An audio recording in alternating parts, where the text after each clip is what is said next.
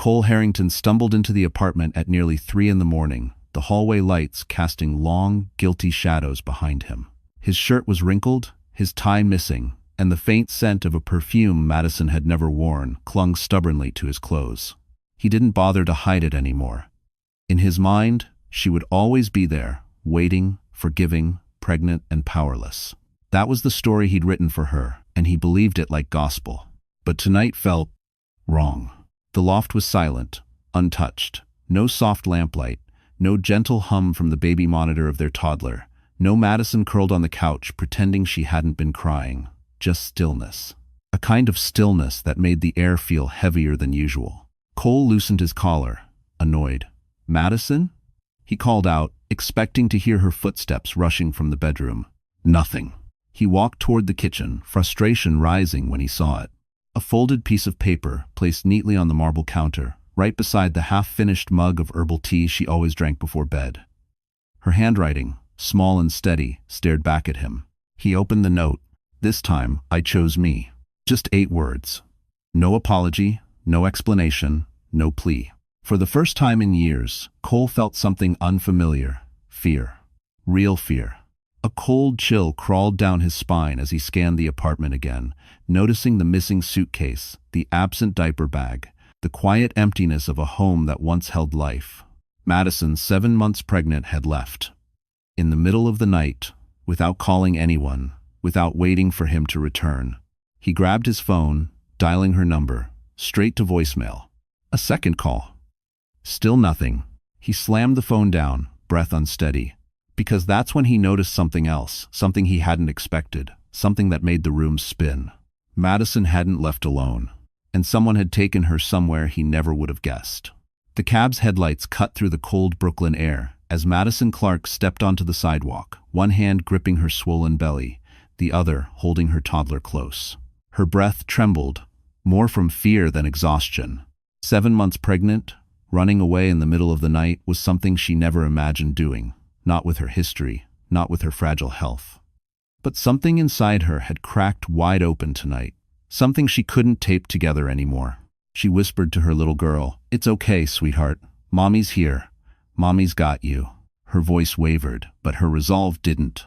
The driver glanced back in the mirror. "Ma'am, you sure you don't want me to call someone for you? Your husband, maybe?" Madison's chest tightened. "No," she said softly. "Especially not him." Her phone buzzed again. Cole's name lit up the screen like a warning signal. She turned the device face down, letting the vibration fade into nothing. She knew his pattern. Rage first, then guilt, then sweet promises that never lasted longer than a week. She used to fall for them. She used to hope. But pregnancy had shifted something in her. She wasn't just protecting herself anymore. She was protecting 2 children who deserved more stability than Cole had ever provided. As the cab rolled through the quiet streets, Madison felt another ripple of pain across her abdomen. A reminder that stress could send her into early labor. Her doctor had warned her. Cole had ignored it, but someone else hadn't. She opened her contacts with shaking fingers and tapped the one number she swore she'd never use unless her life depended on it. Ethan Mercer, a man who once looked at her not as a burden, but as someone worth listening to. A man who had seen the fear in her eyes during those infertility appointments, fear she never confessed to anyone. A man who told her, "If you ever need help, real help, call me." He picked up on the second ring. "Madison? Are you all right?" His voice was calm, steady, the kind of voice that could anchor a storm. I'm not safe," she whispered. "I didn't know who else to call." "Where are you?" She gave the cross street, barely holding herself together. The cab had just slowed near the corner when another wave of pain forced her to close her eyes. "I'm on my way," Ethan said. "Don't move, and don't be afraid." For the first time tonight, she let herself breathe. But as the cab stopped and Madison stepped out with her daughter, something flickered in the shadows, something she didn't notice. Someone had been following her long before she made the call. The night air pressed cold against Madison's skin as she stood on the dim sidewalk, her daughter leaning sleepily on her shoulder. Every moment felt heavier than the last, not just from pregnancy, but from the memories that clung to her like a second shadow. People always assumed she had a perfect life. A handsome husband, a beautiful home, financial security. They never saw the pieces missing beneath the surface, the dreams she buried, the quiet tears she wiped away, the way silence had become her second language. Before she married Cole Harrington, Madison had been a rising data analyst, a woman with ambition, a future, a purpose. But once the wedding ring touched her hand, everything changed. Cole wanted a traditional wife, someone who would stay home, host dinners, decorate the holidays, smile politely at his colleagues. He slowly talked her out of working. At first, it sounded caring, supportive, but support turned into control, one compromise at a time. Why stress yourself with work? You should rest, especially if we want a baby. You don't need your own bank account. We're a family. Little by little, she disappeared. And when infertility entered their marriage, the cracks became canyons. Madison went through treatments alone, injecting hormones, scheduling appointments, crying in parking lots while Cole was too busy at work. He blamed her quietly, then loudly, then with silence that cut deeper than any words. Ethan Mercer was the only person who ever seemed to notice her pain. During their fertility consultations, he never rushed her, never dismissed her concerns. He saw her as a person, not a vessel. There was a kindness in him, not romantic, not inappropriate, just human. Something she had forgotten existed. She remembered one moment clearly. After a difficult appointment, when a treatment had failed again, Ethan had walked her to the elevator and said gently, "You're stronger than you know, Madison. Don't let anyone make you small." No one had spoken to her like that in years. And maybe that's why she called him tonight. Not because she wanted a rescuer, but because she needed someone who didn't see her as fragile or foolish, someone who saw her at all. As the streetlight flickered, Madison held her daughter closer. She didn't know what tomorrow would bring. She didn't know if she'd find a new home, a new life, or if Cole would come after her harder than ever. All she knew was that she couldn't go back. That's when a sudden vibration buzzed against her palm. Her phone had lit up again. But it wasn't Cole this time. It was a message that made her blood run cold. Someone else knew exactly where she was. Madison stared at the notification on her dim phone screen, her pulse quickening. It was a text from an unknown number, short and sharp, like a knife pressed against her ribs. "Running won't change what you are." Her breath caught. She didn't need a signature to know exactly who sent it. Belle Sinclair, Cole's mistress. A woman who loved attention, cruelty, and the scent of victory. She had been circling Madison's life for months, first quietly, then boldly, as if she were entitled to take everything Madison had built. Madison still remembered the first time she sensed Belle's presence in her marriage. A misplaced earring in Cole's car. A new cologne she didn't buy. The sudden gym memberships, the late-night meetings, the shift in tone, less husband, more stranger. When she confronted him, he'd laughed. "Don't be dramatic, Maddie. Jealousy doesn't look good on you." Jealous? She wasn't jealous. She was exhausted. Exhausted from patching a sinking ship that he drilled holes into, exhausted from carrying a pregnancy he barely acknowledged. Exhausted from pretending her marriage wasn't already over. But Belle didn't want quiet destruction. She wanted spectacle.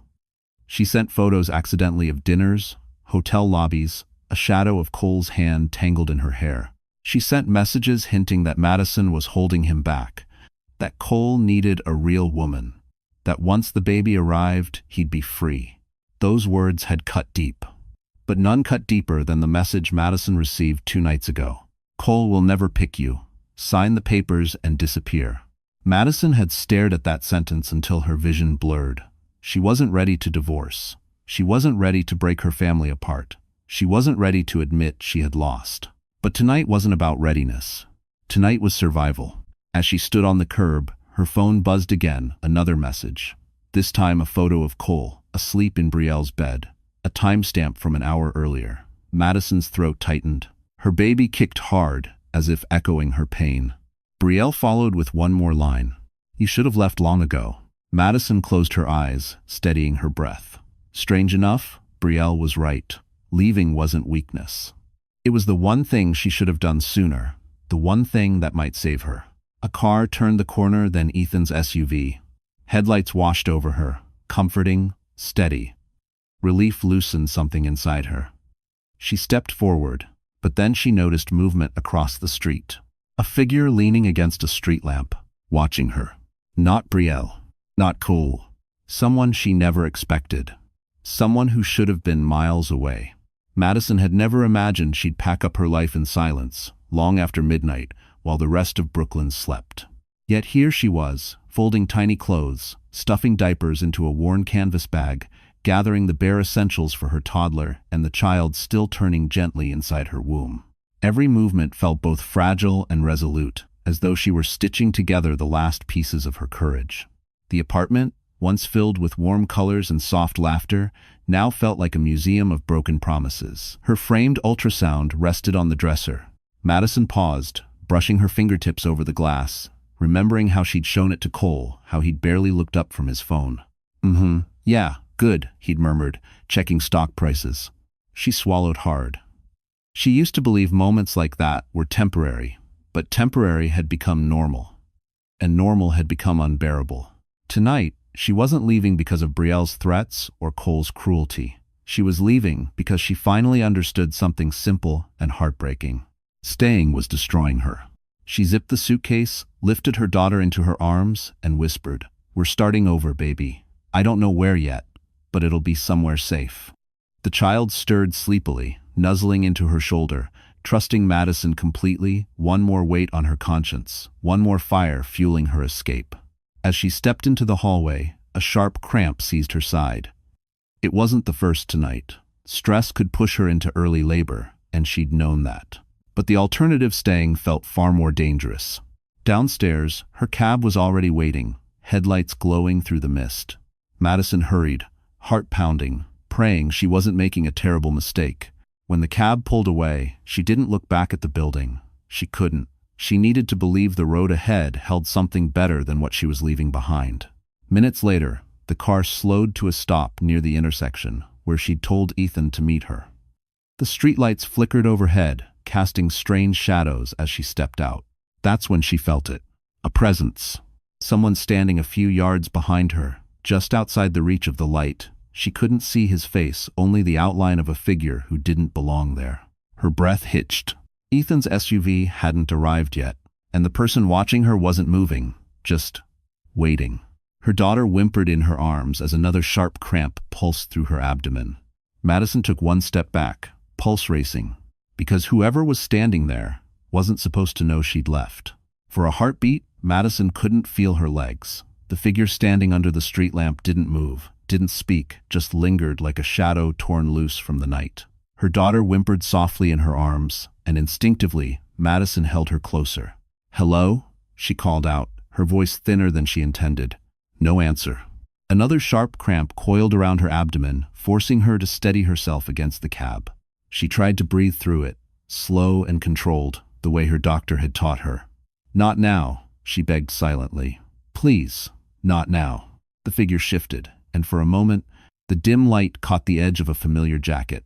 Her heart lurched. That was Cole's jacket, the slate gray one he wore on nights he wanted to impress someone. But as her vision focused, she realized something chilling. It wasn't Cole. It was someone worse. Travis Hayes, Cole's brother, and the last person she ever wanted to see. Travis had always looked at her with a mix of resentment and possession, like she was something his brother didn't know how to appreciate. He'd crossed boundaries before, comments too personal, glances that lingered too long. She had brushed it off for years, convincing herself she was imagining it. She wasn't imagining anything now. He stepped forward, smiling like this was a pleasant reunion. "Leaving without saying goodbye, Maddie?" Her knees threatened to give out. "What are you doing here, Travis?" "Oh, come on." He lifted his hands casually. "Cole's panicking. He thought you'd do something reckless. He asked me to check the usual places." Her stomach twisted. The usual places? How long had they been tracking her routines? "I'm fine," Madison said carefully. "You can leave." Travis chuckled, low and amused. "That's not how this works. You know Cole? He wants you home. And he gets what he wants." Madison's throat tightened, fear rising like a tide she couldn't stop. Another cramp tore through her, stealing her breath. Her daughter whimpered again, sensing danger. Travis reached out a hand toward her arm. "Come on, Maddie, don't make this messy." Madison stepped back just as a pair of headlights swept across the corner, Ethan's SUV turning sharply, tires crunching against the curb. Relief flooded her so quickly she nearly cried. Travis froze, his expression shifting. Ethan climbed out, eyes widening as he took in the scene, Madison trembling, the child clinging to her, Travis closing in. "What's going on here?" Ethan demanded, voice low and controlled. Travis smirked. "Family business. Stay out of it." Ethan's jaw tightened as he stepped between them. Madison clutched her belly, a wave of heat washing over her. Something was wrong. Something inside her body was shifting too fast. And the next cramp wasn't just painful, it was unmistakably the beginning of something far more dangerous. Madison clung to the side of the cab as another contraction tore through her. This one sharper, deeper, no longer just stress, but something that made her legs tremble beneath her. Her little girl wrapped tiny arms around her neck, sensing the fear in the air. Ethan took one look at her and moved instantly, instinctively, placing himself between her and Travis like a shield made of steady breath and quiet authority. "Back up," Ethan said, voice calm but edged with steel. "She's in medical distress." Travis scoffed. "She's being dramatic. She just needs to come home." "She's 7 months pregnant?" Ethan snapped. "And if you lay one more finger on her, I will call the police and report harassment, stalking, and attempted intimidation of a patient under my medical supervision." Madison had never heard Ethan raise his voice, not once. But tonight, his words cut through the fog like a rescue rope thrown into a storm. Travis hesitated just long enough for Madison to feel a flicker of safety, but then smirked, shifting his weight. "You think Cole's gonna let you play hero? He'll bury you, doctor or not." Ethan didn't flinch.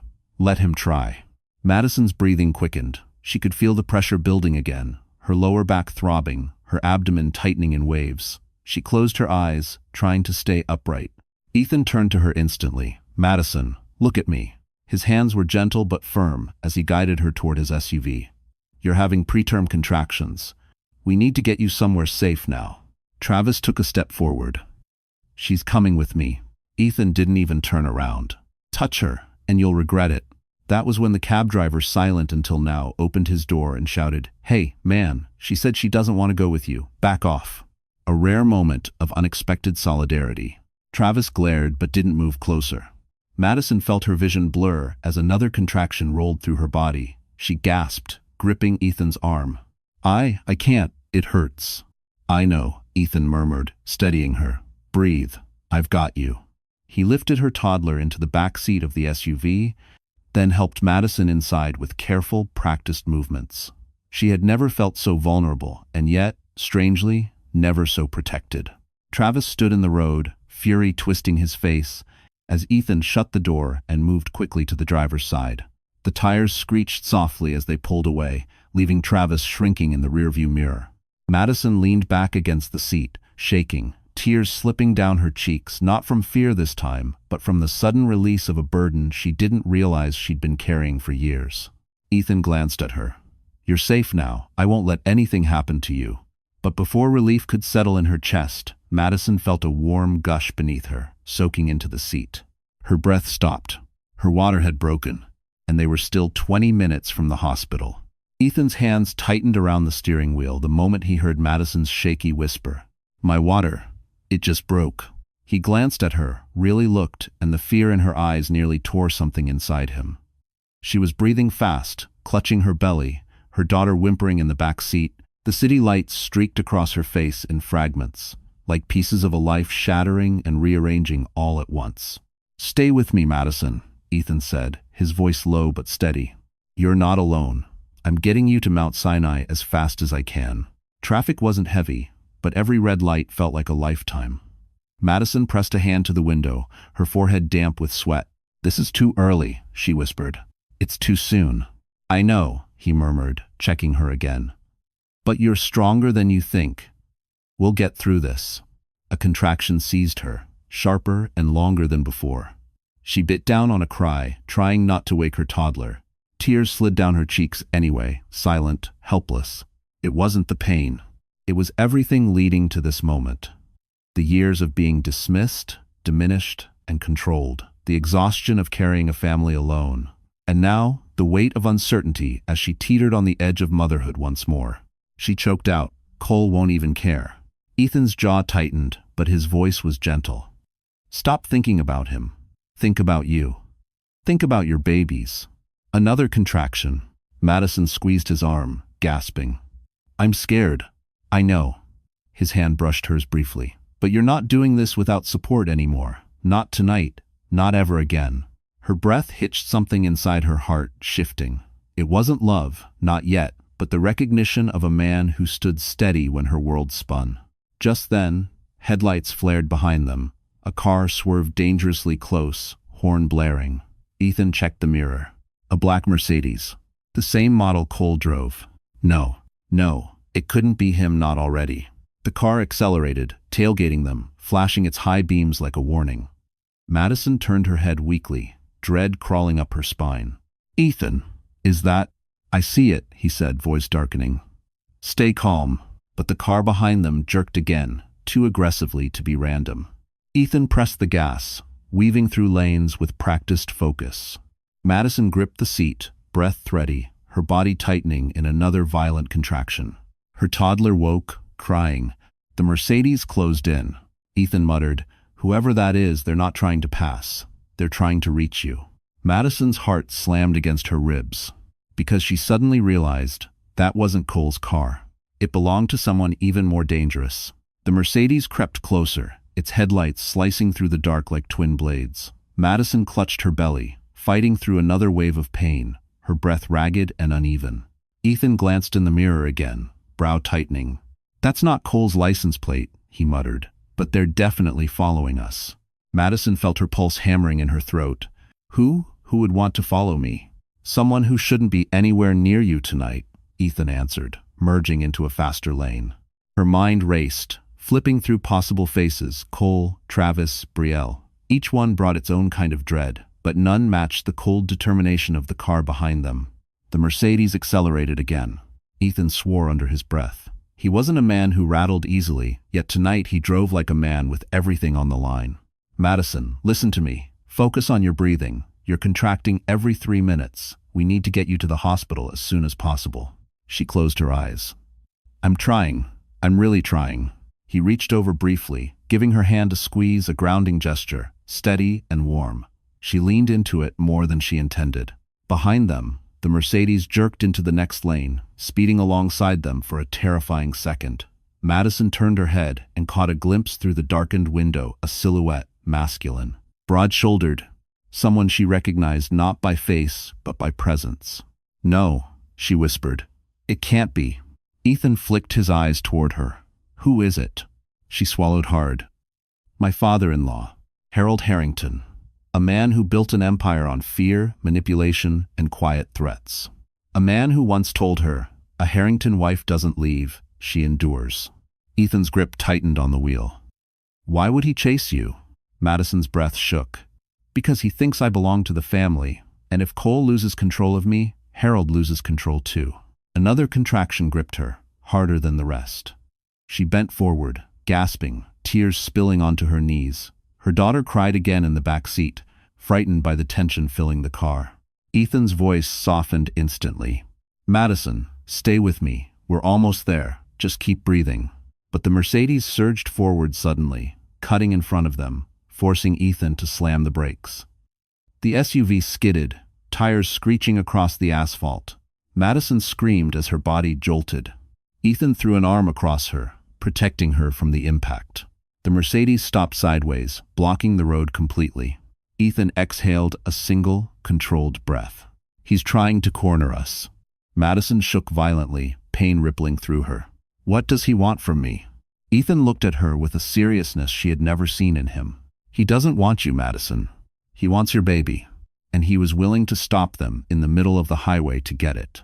Cole Harrington sat alone in his dimly lit office, the city skyline behind him glowing like a taunt. Normally, the view soothed him, proof of the empire he believed he controlled. Tonight, it only reminded him of what he'd lost. Madison was gone. Not just gone, she'd vanished. And every call he'd made since returning home had spiraled his temper further out of control. Her phone off, her location unknown, her bank card unused, her closet half empty, the note she'd left replayed in his mind on a brutal loop. "This time, I chose me." How dare she? How dare she leave without permission? Without a conversation? Without giving him the chance to convince her he still owned the narrative? He hurled a crystal tumbler against the wall. It shattered, echoing the fracture within him. Belle appeared in the doorway, arms crossed, expression irritated rather than sympathetic. I told you she'd eventually snap. You should have prepared for this. Cole glared. Prepared? She's pregnant, Belle. She's not thinking clearly. She's thinking more clearly than you ever gave her credit for, Belle muttered. He turned sharply. What does that mean? Belle hesitated just long enough to make him suspicious. Nothing. Just don't underestimate her. She's stronger than you think. A bitter laugh escaped him. She couldn't survive 1 month without me. Belle raised an eyebrow. You sure about that? Before Cole could demand clarification, his phone buzzed on the desk. A security alert. He snatched it up, expecting a false alarm, but his stomach dropped as he read the message. Unauthorized access attempt on company accounts flagged as high risk. Cole ran a hand through his hair. That system is locked down. Who the hell would? Then another message. And another. His accounts? His father's accounts? Even the shell companies he thought were invisible. Someone's digging, Belle whispered, her voice suddenly tight. Cole's heartbeat pounded in his ears. It's Travis. It has to be. He thinks he can take over while I'm distracted. But deep down, a colder thought took root. What if Madison took something with her? Something she wasn't supposed to have? He grabbed his coat. I'm going to find her. Where? Belle scoffed. You don't know where she is. Someone does, he snapped. And they're about to tell me. He stormed past her, punching the elevator button with force. As the doors slid shut, Belle took a slow breath and pulled out her own phone. A message already waited for her. It's done. They're on the highway. Belle typed back quickly. Good. Don't let her get to the hospital. Asterisk, asterisk. And that was the moment Cole had no idea the real danger wasn't Madison running. It was who she was running from. Asterisk, asterisk. The next morning arrived slowly, wrapped in soft hospital light. After the chaos of the night before, the quiet felt almost unreal. Madison lay propped against the pillows, her body exhausted but intact. The early contractions had been stabilized, the baby still safe, and her toddler slept curled beside her, breathing steady, blissfully unaware of the danger they had escaped. For the first time in years, Madison felt something settle inside her. Not relief, not yet, but something like the faint outline of hope. Ethan stepped into the room quietly, holding a cup of warm tea. How's our brave girl this morning? He said softly. Madison smiled weakly. She looked pale, worn out, and emotionally frayed, yet there was a new steadiness in her eyes. Better than last night, she whispered. Thanks to you. Ethan shook his head gently. You did the hard part. You always have. His words hit deeper than he probably meant. Madison blinked slowly, remembering the version of herself she used to be: confident, lively, able to make decisions without fear of consequences. Somewhere in the years with Cole, that woman had faded until only the shell remained. But now, in this quiet hospital room, she felt a stirring inside her, a reawakening. After a moment, she asked, "Do you think I was foolish to stay with him for so long?" Ethan sat beside her. No. You loved him. You tried. People like Cole, they make you believe you're the problem. They take away pieces of you so slowly, you don't even realize you're disappearing. Madison nodded, tears gathering at the corners of her eyes, not from sadness, but from being understood for the first time in so long. I want to reclaim myself, she whispered. For my kids? For me? That's exactly what you're doing, Ethan said. Every hour you stay away from him, you're rebuilding. She looked at her sleeping daughter and placed a gentle hand on her toddler's back. I want them to grow up in a home filled with kindness. Ethan smiled, but his eyes carried something heavier concern. You will. But Madison? I need to tell you something. Her breath caught. What is it? He hesitated, choosing his words with care. Last night, when they ran your labs, something came up in the results. Something that doesn't match your medical file. Madison's heartbeat stumbled. What do you mean? Ethan looked directly into her eyes, his voice lowering. It's about your baby, and it changes everything you think you know. Before Madison could speak, the door swung open, and a uniformed officer stepped inside, asking for her by name. The uniformed officer stepped inside with a calm, professional expression, but Madison felt the air thicken instantly. She shifted up in the hospital bed, instinctively pulling her sleeping toddler closer. Mrs. Harrington? The officer asked. Madison hesitated before answering. Clark, she corrected softly. I haven't used his name in months. The officer nodded respectfully. Miss Clark, we received a report tonight. Your husband filed a missing persons claim. Madison's chest tightened not from guilt, but from the familiar suffocation of Cole trying to control her through any means possible. I'm not missing, she whispered. I left. Ethan stepped forward, positioning himself beside her bed, calm but alert. She's here under medical care. She left her home willingly. There is no legal basis for a missing persons report. The officer looked between them. I understand, but there's something else you should know. He pulled a folded paper from his jacket. Your husband also filed an emergency petition for custody of your daughter and unborn child. Madison felt the words hit her like a physical blow. Her vision blurred. He filed what? Ethan's jaw locked, but he stayed steady for her. He won't win that. Not with what he's done. The officer continued gently. Because the petition was filed before your hospital admission, a judge temporarily granted him partial authority on the assumption you were unstable or endangered. Madison's breath caught. Cole had done this. Cole had called her unstable. He had weaponized her escape. Tears burned her eyes, not from sadness, but from a deep, rising fury she had never allowed herself to feel. The officer added, now that we've confirmed your safety, the order can be challenged. But you'll need evidence. Ethan reached for the chart he'd been holding earlier. We have it. He opened the folder, revealing the lab results. These tests show medical negligence, stress-induced complications, and inconsistencies in her prenatal paperwork. Madison frowned. Inconsistencies? Ethan met her gaze with quiet gravity. Madison, your baby's blood markers don't match the genetic profile we have on file from the IVF process. Her world tilted. What are you saying? I'm saying Cole may not have told you the full truth about that treatment. Madison's heart pounded. If the IVF records were altered, if Cole had misled her, if he had lied about something as sacred as their child, then everything she believed about their marriage was built on deceit. The officer cleared his throat. Miss Clark, if you have any proof of manipulation or fraud, the court will overturn his petition immediately. Madison's breathing steadied not from calm, but from awakening strength. I have more than proof, she whispered. But before she could explain, her phone dead for hours lit up suddenly. A text message from Cole, and what he wrote shattered every remaining illusion she had left. Madison stared at her phone, her pulse tightening as Cole's message glowed across the screen. We both know you can't do this without me. Come home before things get worse for you. Before things get worse.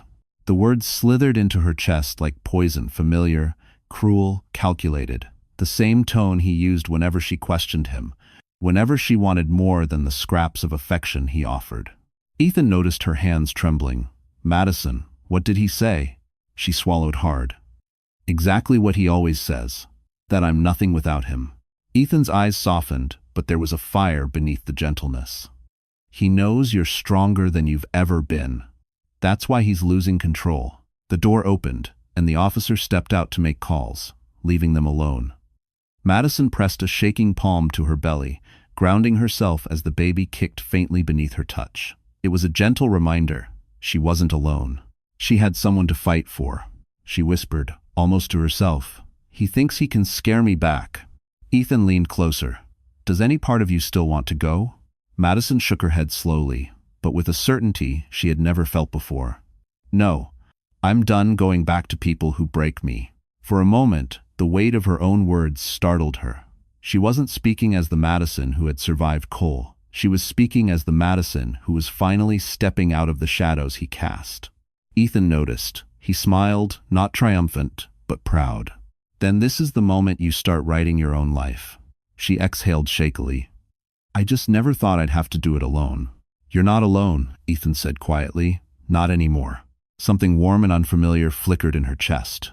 It wasn't romance, at least not yet. It was safety. It was being seen. But the moment shattered when her phone buzzed again. This time, it wasn't a text. It was a photo. A photo of her apartment door. Wide open, lights on, furniture overturned. And a message underneath. If you don't come home, I'll find you myself. Madison felt the blood drain from her face. He's been in my home. He's searching for me. Ethan grabbed the phone, jaw tightening. "He's escalating. We need to involve the hospital security now." But before he could move, Madison's phone buzzed one more time. An incoming call. From Harold Harrington, her father-in-law. Ethan froze. Madison's breath stilled. Harold never called unless something monumental or dangerous was about to happen. Madison pressed her hand to her chest. Because if Harold was calling, then this wasn't just about Cole anymore. This was about the Harrington legacy, and she had unknowingly become the center of it. Harold's name flashing across her screen made Madison's stomach twist tighter than any contraction she had felt. She let the call ring out unanswered, her breath faltering.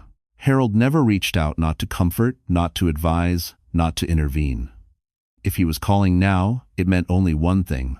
The Harringtons were circling. Ethan took one look at her pale face and took the phone gently from her trembling hands. "You don't have to talk to him." "I know," she whispered, "but he doesn't call without purpose. He's planning something." Before Ethan could respond, the door swung open again. This time, a nurse rushed inside with urgency in her steps. "Miss Clark, hospital security needs to speak with you. There's been a situation downstairs." Madison's pulse jumped. "What kind of situation?" The nurse hesitated. "A woman came in demanding information about you, caused a disturbance when we refused." Madison's throat tightened. "Belle," Ethan muttered under his breath. "She wouldn't dare." "Oh, she would," Madison replied, her voice trembling but certain. "She thinks she has a claim on my life, on my marriage, on everything I built." They followed the nurse to a private consultation room. A security officer stood waiting, arms crossed. "She tried bribing reception for access to your room," the officer explained, then claimed she was family. "When that didn't work, she caused a scene. We escorted her out." Madison felt a flash of heat in her chest, humiliation mixed with anger. Of course she did. She's desperate to stay relevant to Cole. But the security officer wasn't finished. Before she was removed, she left this. He handed Madison a sealed envelope. Ethan stepped closer protectively. "Don't open that." But Madison shook her head. "I need to know." She tore the envelope open. Inside was a single sheet of paper, printed, impersonal, cold, a financial statement, one that revealed a hidden account under her name. A large one. Ethan frowned. "Madison, did you know about this?" She shook her head slowly. "No, I never opened an account like this." The officer leaned in. "This account received large transfers from your husband's company and from Belle." Ice slid through Madison's veins. "Why would they move money into an account under my name?" Ethan's expression darkened. "Because if Cole gets investigated, they need someone else to take the fall." Madison's breath caught. They weren't just chasing her. They were setting her up. And then the officer added quietly, "That's not all. Belle left a message before she walked out." Madison swallowed. "What message?" He handed her a small card. 4 words written in neat handwriting. "You won't win, sweetheart." And before Madison could respond, the hospital lights flickered, as a fire alarm suddenly blared through the halls. The fire alarm shrieked through the hospital corridors, its piercing wail vibrating through the walls. Madison clutched her belly, startled, while nurses hurried past her room, guiding patients toward safer areas. Red emergency lights flashed in rhythmic bursts, casting the hallways in a frantic glow. Ethan stepped immediately between her and the door. "Stay close," he said firmly. "This may not be a real fire." Madison's breath caught. "You think someone triggered it?" "I think too many things tonight aren't coincidences." A nurse rushed into the room. "Miss Clark, we need to move you to the maternity emergency wing. It's safer and isolated." Ethan nodded. "I'll take her."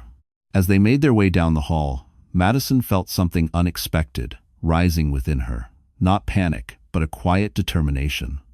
For the first time in years, fear wasn't controlling her. She was moving with purpose. She was protecting her children. She was stepping out of the life others forced onto her. When they reached the emergency wing, Ethan helped her sit on a reclining bed. Her toddler slept against her shoulder, unaffected by the chaos around them. Madison brushed the child's hair gently, a soft, bittersweet smile touching her lips. "I never wanted this," she whispered. "I just wanted a peaceful home." Ethan lowered himself onto the chair beside her. "And now you're building one on your own terms." His words steadied her. Strength she never realized she still had began to rise, filling the spaces Cole had hollowed out over the years. A nurse entered and handed Madison a document. "Miss Clark, we ran a cross-check based on your earlier labs." Madison frowned. "Cross-check for what?" She opened the file. Her breath stalled. These weren't medical results. They were employment records, contract drafts, and portfolio notes documents she had once created years earlier when she was a rising data analyst. Records she thought Cole had shredded. Ethan's brows furrowed. "What is this?" The nurse explained, "These were faxed to the hospital. Someone sent them on your behalf with a note saying, 'She'll need these for the next chapter.'" Madison blinked, stunned. Someone was helping her. Someone outside Ethan. Someone who knew her past and believed she deserved a future. "Who sent it?" Ethan asked. The nurse shook her head. "They didn't leave a name." Madison pressed a hand to her heart. Someone believes in me." Before she could absorb the moment, a loud knock sounded on the emergency wing doors. Staff hurried to intercept, but a voice echoed through. "Open up, I'm her husband, she's coming with me." Cole had arrived, and he wasn't alone. Cole's voice thundered through the emergency wing doors, shaking the sterile hallway. "Open this door, my wife is inside, she leaves with me now." Madison flinched instinctively, her hands curling protectively around her toddler. Even after everything, that voice still triggered something old in her, fear, mixed with resignation, like muscle memory from a life she no longer claimed. Ethan rose from his chair, every line in his body rigid. "Stay behind me," he murmured. His voice was calm, but Madison felt the storm beneath it. Security rushed to the doors, blocking Cole and the two men behind him, his father, Harold, and a private attorney. Harold's expression was cold, calculating, as always. He looked at Madison not with concern, but with entitlement. "This is unnecessary," Harold called out smoothly. "We're here for a family matter. Let us through." A security officer shook his head. "Sir, this is a restricted medical area. You cannot enter without the patient's consent." Cole's face twisted. "She is the patient, and I'm her husband. I decide what happens to her." Madison's trembling eased, because for the first time, she wasn't swallowing those words. She wasn't shrinking beneath them. She straightened her spine. "Cole, I do not want you here." His head snapped toward her, eyes flashing. "Madison, stop this. You're confused. You're pregnant, emotional, making dangerous choices." "No," she cut in softly but firmly. "The dangerous choice was staying with you." Harold stepped forward, his voice smooth as oil. "Madison, think carefully before you embarrass this family further." Family. She almost laughed. She had never been part of the Harringtons, only an accessory they polished when convenient. "Your temporary custody order is invalid now that we've located your wife," a security officer informed the Harrington attorney. "And given her medical condition, she has full authority over who can and cannot visit." Cole erupted. "You can't keep me from my child." Madison's breath trembled as she looked him in the eyes. Really looked. He wasn't the powerful man she once feared. He was unraveling. "You haven't been a father," she whispered, "and you don't get to pretend now." For a moment, silence consumed the hallway. Then Harold spoke, voice low and chilling. "You're making a mistake, Madison. You forget what we are capable of."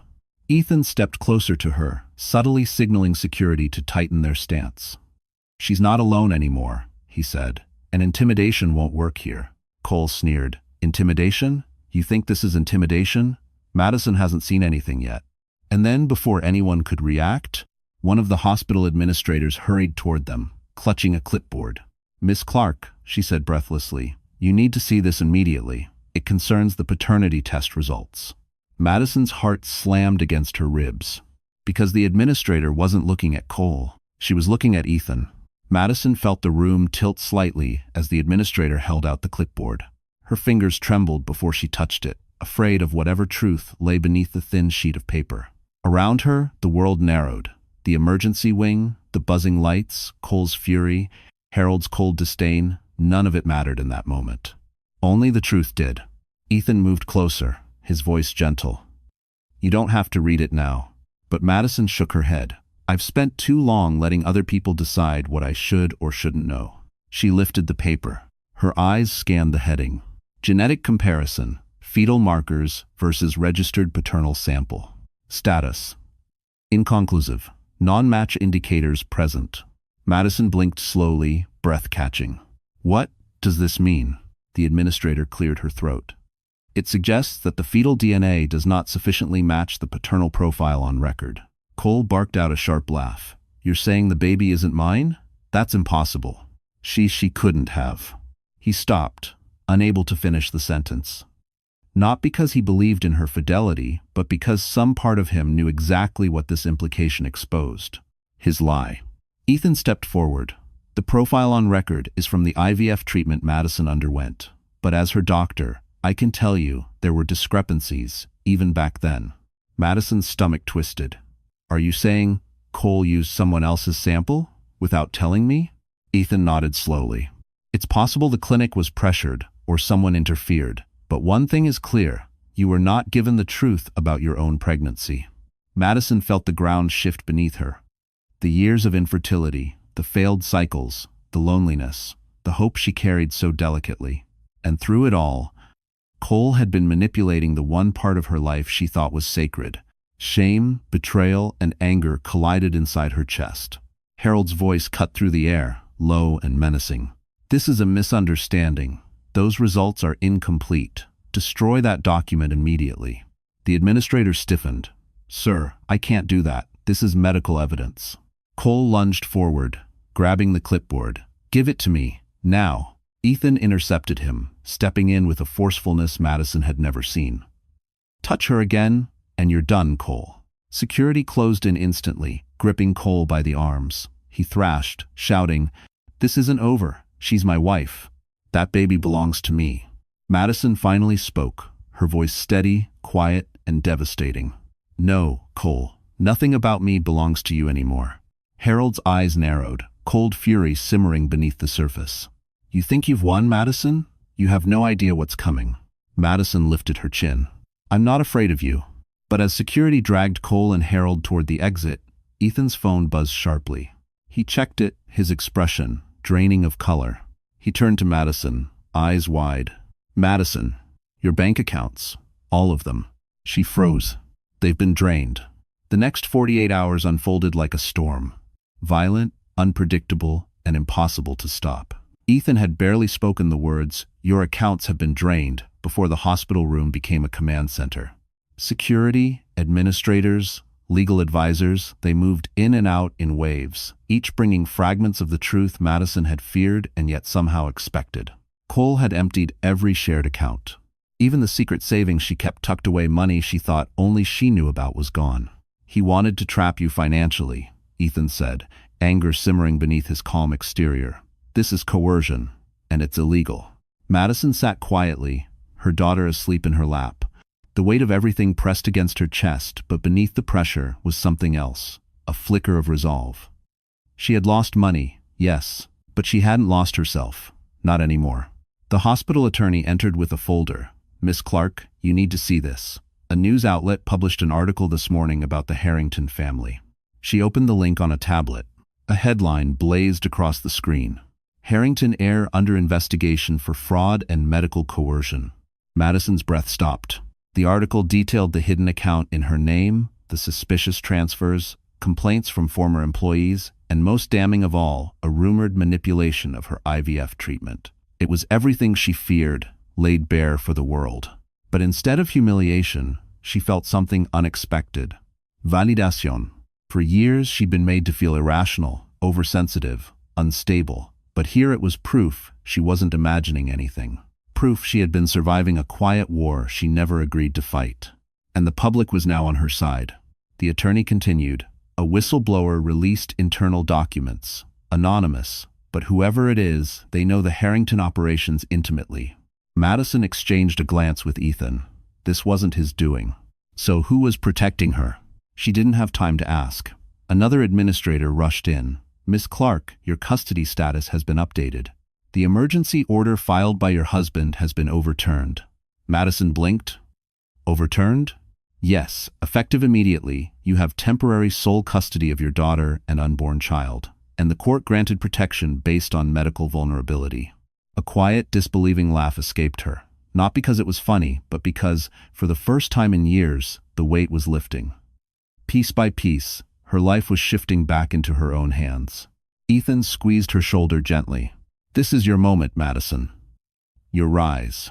But as relief washed through her, a nurse hurried into the room, pale and breathless. Miss Clark, you have a visitor in the lobby. He refuses to leave, says it's urgent. Madison steadied her breath. Who is it? The nurse swallowed hard. Your brother? Madison hadn't seen her brother, Logan, in nearly 3 years. Not because they'd drifted apart, but because Cole had quietly pushed everyone away, family, friends, anyone who reminded her she once had a life before him. As she was wheeled into the hospital lobby, she felt her breath tighten with anticipation and fear. Logan stood as soon as he saw her, his expression softening with a mixture of heartbreak and fierce protectiveness. He rushed forward, kneeling beside her wheelchair. Mads, he whispered, voice cracking. What did he do to you? Madison didn't answer at first. Tears slipped down her cheeks, not from pain, but from the sudden warmth of having someone from her world again. Someone who remembered who she used to be before the darkness pulled her under. Logan gently took her hand. I should have pushed harder. I should have come sooner. I knew something was wrong, but it's not your fault, Madison whispered. Cole made sure I couldn't reach anyone. Logan's jaw tightened. Well, that ends today. Ethan approached quietly, giving Madison space but clearly ready to intervene if needed. Logan sized him up, that older brother instinct sharpening instantly. And you are? Ethan offered a small, respectful nod. A friend. And her doctor. Logan's eyes narrowed. Doctor first or friend first? Madison let out a soft laugh, the first genuine laugh she'd had in months. Both, she said gently. He saved my life. Logan relaxed slightly. Then I owe you more than a thank you. Ethan shook his head. You owe me nothing. Madison did the hard part. The three of them shared a quiet moment, unlikely allies, bound by the same desire to protect Madison and her children. Logan reached into his jacket and handed her a folder. This is why I came. I'm working with a financial crimes unit now. Your name came up in a flagged report, money funneled into an account attached to you. Madison nodded slowly. I know. Belle and Cole set it up. Logan's expression hardened. I figured, so I pulled every digital trail tied to the transaction. He lowered his voice. Madison, they weren't just using your name. She stared at him. What do you mean? They were using your identity, fully. Your signature, your tax records, even your medical filings. Madison felt the room sway. Medical filings? Logan nodded grimly. Including your IVF authorization forms. Ethan stepped closer, alarm flashing in his eyes. That means someone forged her consent. Logan hesitated before finishing. And according to our timestamps, the forged documents came from inside the Harrington offices. Madison gripped the armrests, breath unsteady. Because there was only one person with both access and motive to forge her medical consent, and it wasn't Cole. The courtroom was quiet in that heavy way only truth could create. Madison sat beside her attorney, her hands resting gently over her now calm belly. Ethan sat in the second row, steady and present, while Logan stood with the prosecution team, ready to deliver the final blow. Cole entered in handcuffs. Harold entered behind him, jaw tight, eyes burning with humiliation he could no longer hide. The judge reviewed the charges: fraud, coercion, financial manipulation, identity forgery. But it was Logan's final statement that sealed their fate. Your Honor, he said, placing a folder on the stand, this contains proof that Harold Harrington, not Cole, forged Madison Clark's medical authorization. He forced the IVF clinic to alter paternal records to ensure legal control over any child she conceived. This was never about family. It was about ownership. Gasps rippled through the room. Harold's face went pale.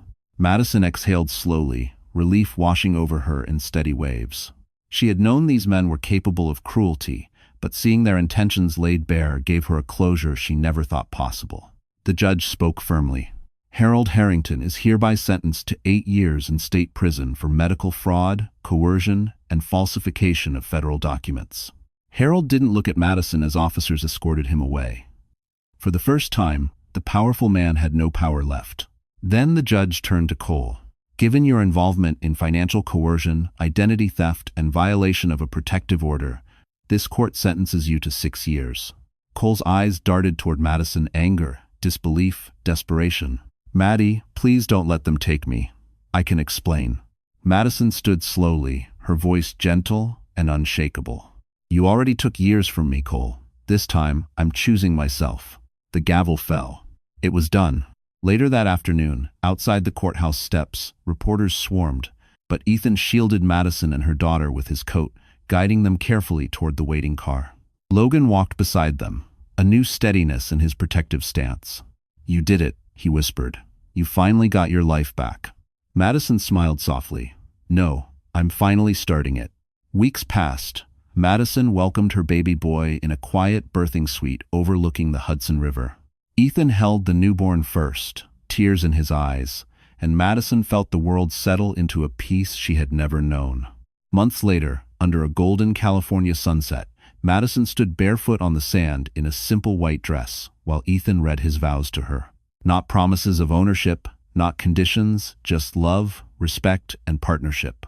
Her daughter placed a small seashell in her hand. "Mommy, that means forever." Madison knelt, kissing her forehead.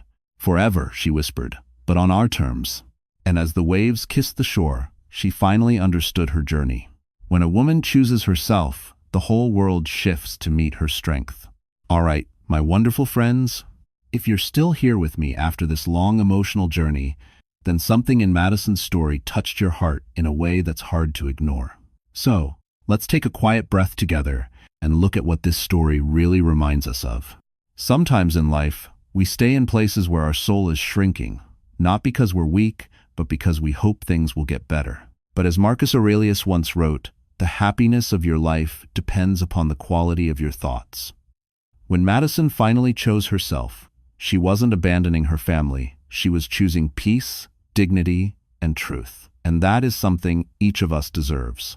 Healing isn't loud, it's not dramatic, it's a series of small moments when we say, "I matter too." Seneca said, "Sometimes even to live is an act of courage." And that courage is inside you, even when you forget it's there. So, my dear friends, if you felt something today, if a line, a moment, or a piece of Madison's strength stayed with you, don't let it fade. Carry it with you into tomorrow. And if you want more stories that heal, empower, and remind you of your own worth, please like, share, and subscribe. Your presence here truly means more than you know.